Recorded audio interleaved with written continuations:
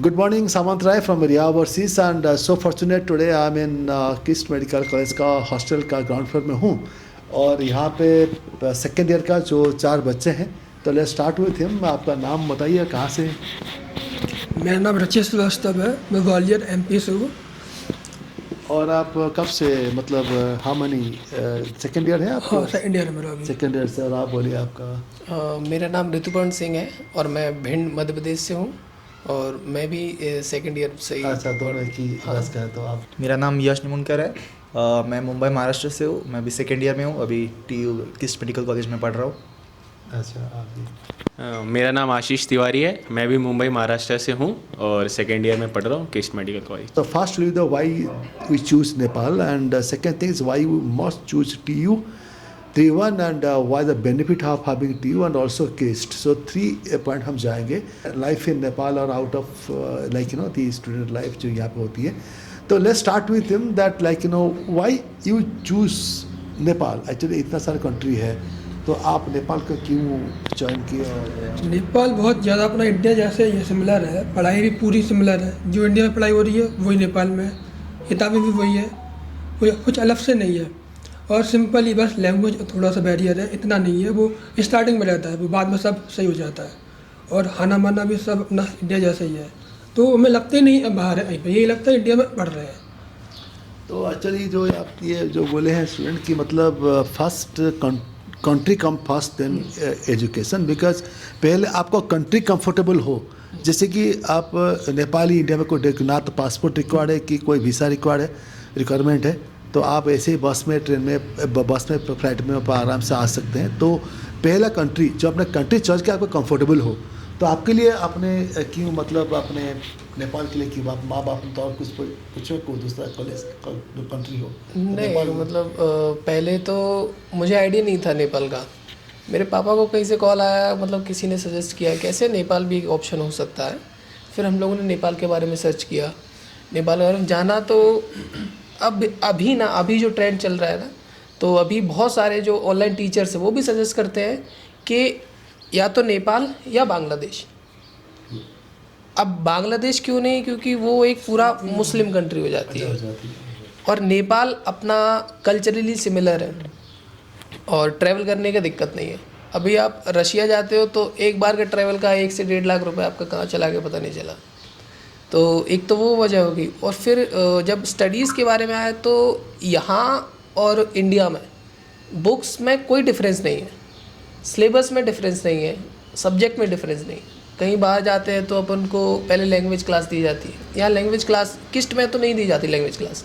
1 साल में अपने आप लैंग्वेज सीख जाते हैं और खाने वाने का कोई दिक्कत नहीं, सेम जो हमारे यहाँ बनता है वो यहाँ बनता है और यहाँ तो थोड़ा ज़्यादा ही हेल्दी बनता है। बांग्लादेश में पॉलिटिकली थोड़ा स्टेबिलिटी नहीं रहा, तो इसलिए हमने थोड़ा इसे भी मुस्लिम बच्चे भी नहीं जाना चाहते हैं, मतलब is not kind of culture. But Nepal is a peaceful country. Even I got few students last year एक मुस्लिम बच्चे भी थे, they studying somewhere in Nepal and because they prefer Nepal than Bangladesh. तो because of the peaceful country और easy हो जाएगा, no visa thing and all. तो आपके लिए क्या था मतलब नेपाल को चॉइस करने का पहला ये क्या था, वजह क्या था? पहला तो मेरा तो स्टडी प्रेफरेंस ही था। मैंने भी नॉर्मली ऐसे, मेरा अगर नीट का स्कोर मुझे पता था कि एज़ कम्पेयर टू इंडिया मुझे इधर अच्छा कॉलेज नहीं मिलेगा, तो मेरा स्टार्टिंग से था कि बाहर जाना है।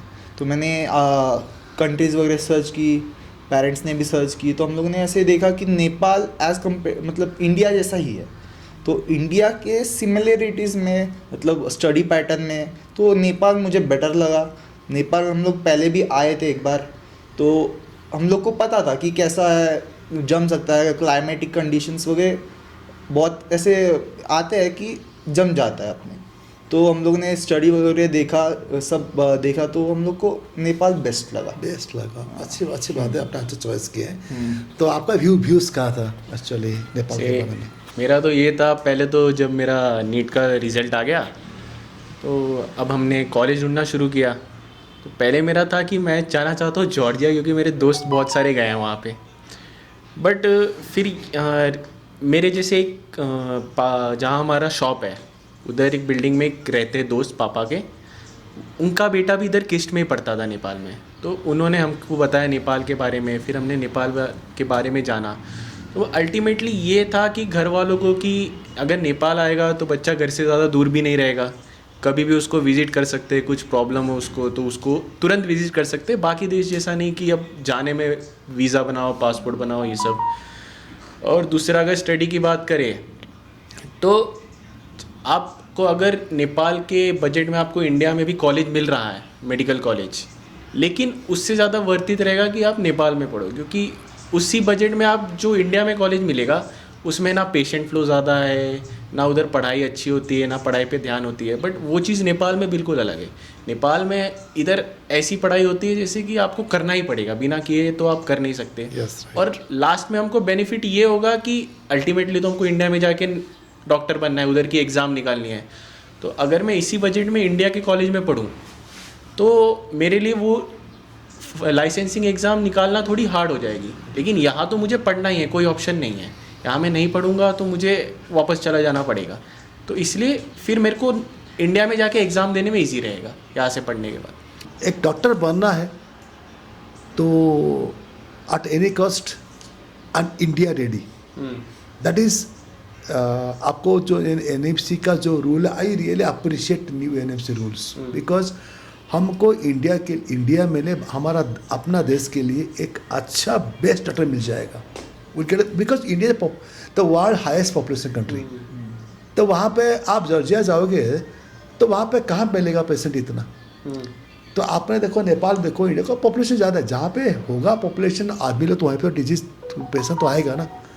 तो that's one good point there. Second thing is budget देखो कि, और सेकेंड आपने बोले थे कि इसी बजट में कॉलेज जो है आपका कीस्ट में जितना बजट देखो, कीस्ट का क्वालिटी, कीस्ट वाला जो स्टाइल जो स्टैंडर्ड है, बोलते हैं स्टैंडर्ड का कॉलेज इंडिया में आपको मिनिमम 1.5 करोड़ आएगा।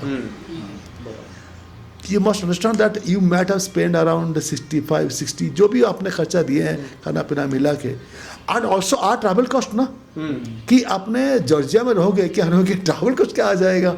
आप बस में निकल जाओगे है कि नहीं, वरेवर यू आर, राजस्थान भी बस से जाती है। तो that if you calculate everything that goes to 70 lakh 80 lakh upon that. तो हमने एक जो सॉल्व हो गया कि हमने राइट कंट्री चॉइस की। नाउ आ जाते हैं कि एक सबसे अच्छा क्वेश्चन जो मुझे बहुत अच्छा लगा, मेरे फेवरेट, कि हमने TU और KU को अंतर कैसे करें, और वाई आई फील, मैं फिर से दबा दे बोलता हूँ dear students parent, why TU is the best choice.